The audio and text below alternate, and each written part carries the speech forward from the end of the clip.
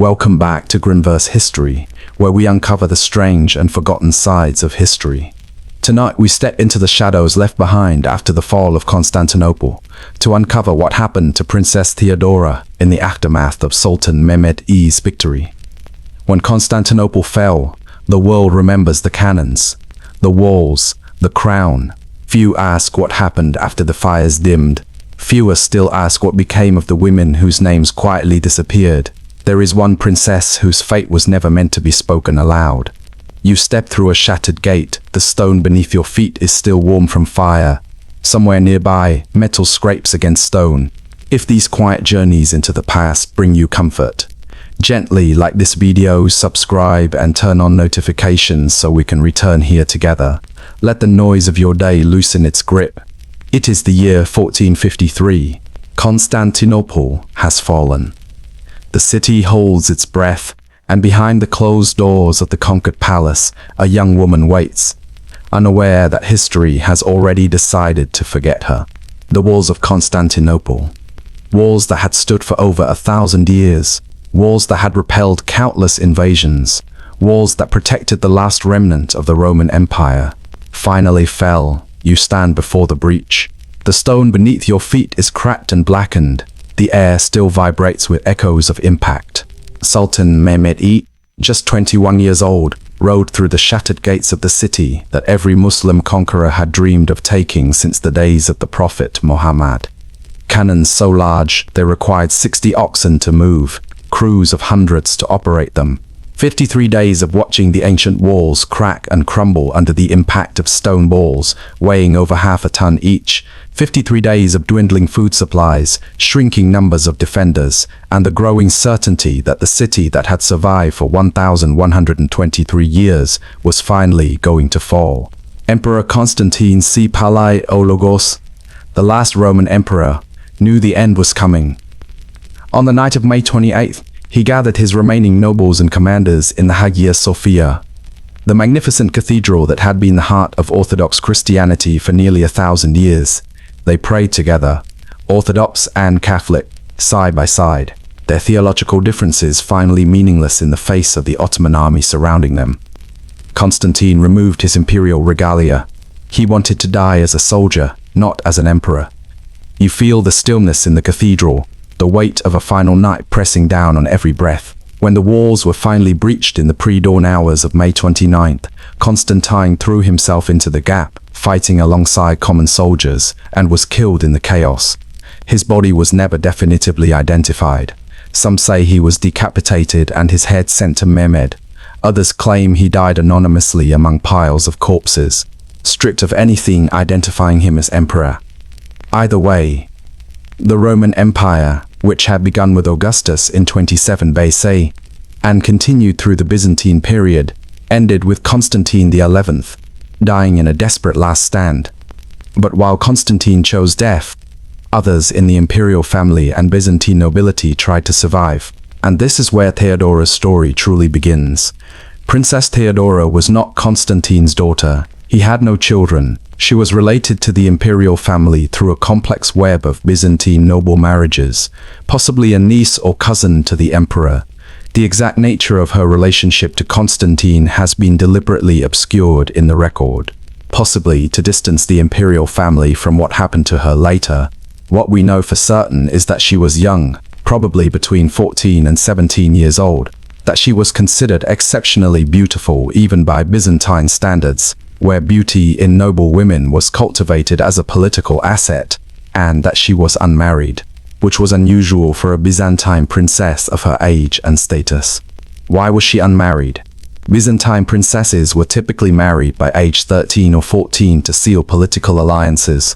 The fact that Theodora remained unmarried suggests either that she was being reserved for an extremely important marriage, perhaps to a Western European prince to secure military aid, or that there was something about her status or situation that made her marriage problematic.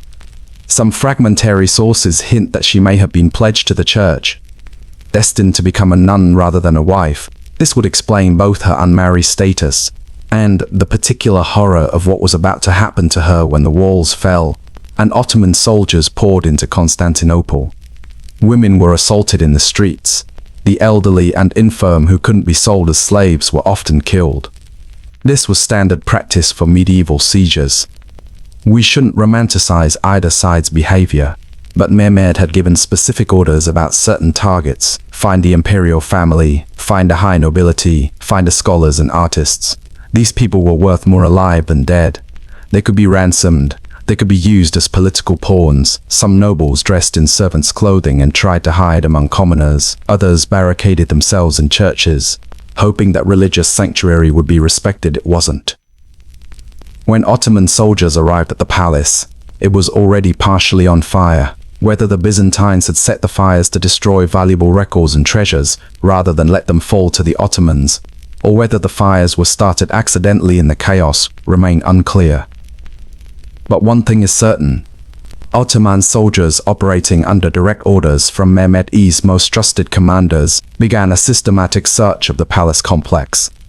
They were looking for specific people, and they had descriptions. Constantine C. Palaiologos was dead, though they didn't know it yet.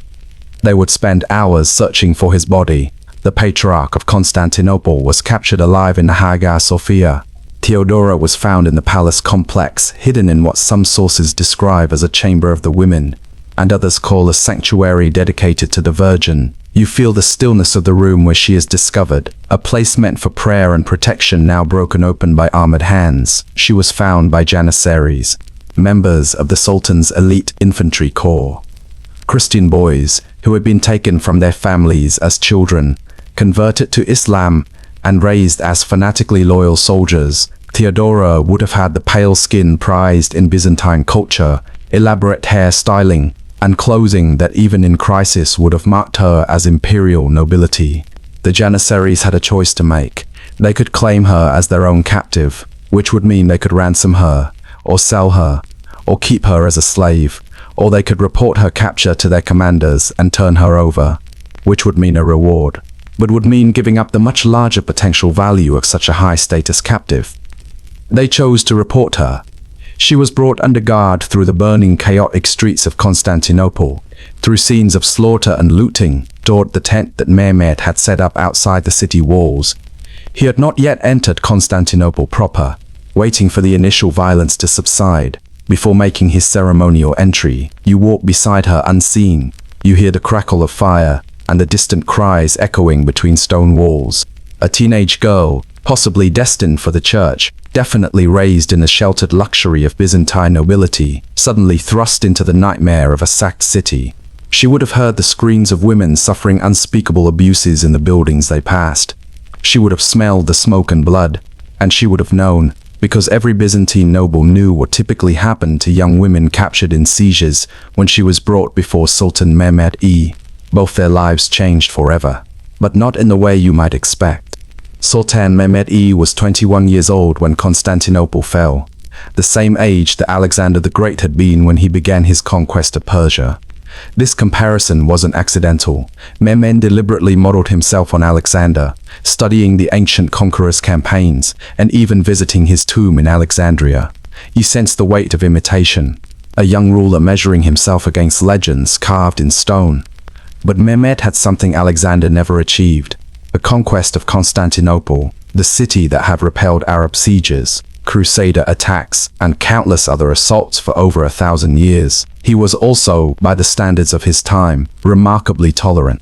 After the initial 3 days of plunder that Islamic military law allowed, he halted the destruction of Constantinople. He protected surviving Greeks, allowed Christians to practice their religion, and even appointed a new Patriarch of Constantinople with significant autonomy. But there was another side to Mehmed, one that has been carefully obscured in official Ottoman history, but that emerges in more fragmentary sources. He had intense, obsessive passions that sometimes overrode his political judgment. And when Princess Theodora was brought before him, something happened. Something that would become one of the most controversial episodes of his entire reign.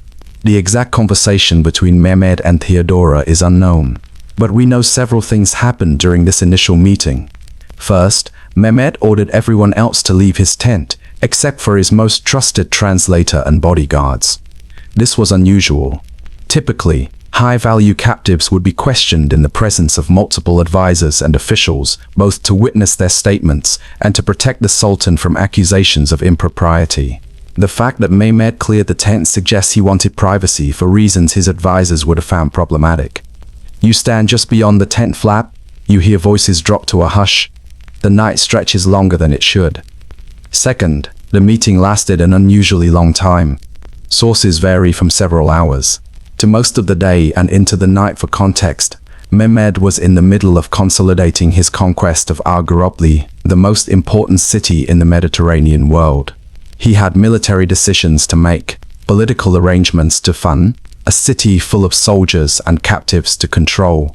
The fact that he spent hours with a single captive suggests something unusual was happening. Third, when Theodora finally emerged from the tent, she was escorted not to the slave pens where other captives were being held, and not to the guarded areas where high-ranking prisoners for ransom were kept, but to a separate, specially guarded tent.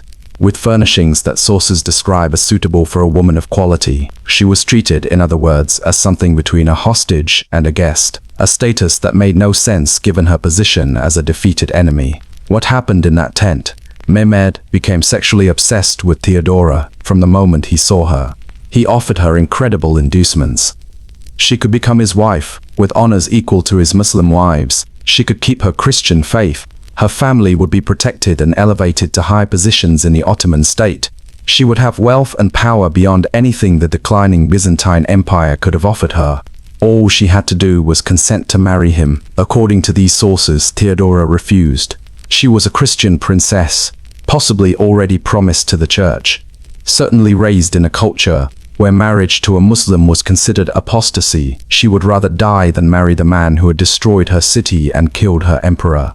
But Mehmed didn't kill her. What happened between Mehmed and Theodora was neither simple romance nor simple rape. It was something more psychologically complex and disturbing. Mehmed became obsessed with converting Theodora, not just to Islam, but to willing acceptance of her situation. He saw her as the ultimate symbol of his conquest. If the Princess of Constantinople would choose him, it would legitimize his rule more than any military victory. He wanted her consent, her willing submission, because forced compliance wouldn't achieve his psychological and political goals. So he kept her in limbo. She wasn't freed, but she wasn't imprisoned in the traditional sense. She wasn't violated, at least not initially. But she wasn't safe. She was kept in comfortable apartments, given servants, provided with everything except freedom. And Mehmed visited her often, sometimes daily. You sense the imbalance of power in every visit. The silence stretches longer than words. He pressed his suit. He pleaded his cause. He tried to persuade her with promises and threats alternating. It appears that Mehmed engaged in a sustained campaign of psychological pressure, alternating between promises of what he would give her if she consented to marry him, and implicit threats about what would happen if she continued to refuse. This went on for weeks while Mehmed was organizing the administration of his new capital, appointing Ottoman officials, relocating Turkish families into Constantinople, transforming the Hagia Sophia into a mosque.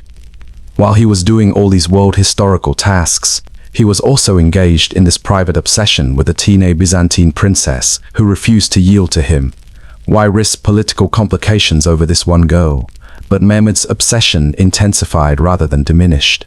What we can say with certainty is that at some point, probably 2 to 3 months after the fall of Constantinople, Theodora's status changed dramatically. She disappeared from her comfortable apartments. Some sources say she was moved to the harem in the Topkapi Palace. Others say she was moved to a secret location outside Constantinople. You search for her name in the corridors of power, but every door closes quietly. Mehmed's behavior changed dramatically. He stopped speaking about Theodora. His advisors stopped worrying about his obsession with her, and Theodora herself vanished from the historical record entirely. For over 500 years, this is where the story ended in most historical accounts. Mehmed was interested in her for a while. Then something happened, and she disappeared.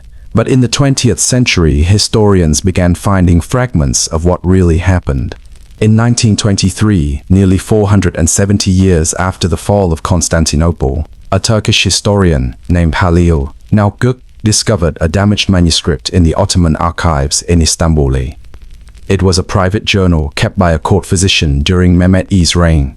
Not an official chronicle meant for public consumption, but personal notes about the Sultan's health and the medical conditions he treated among the palace inhabitants.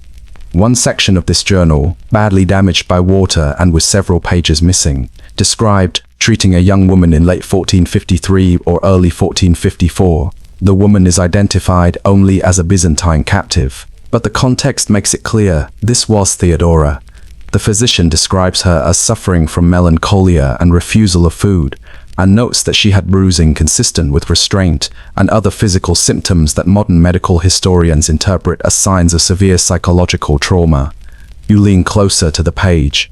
The ink fades where the truth becomes hardest to bear most chillingly. The physician notes that he was treating her for injuries from forced attention and that she was pregnant.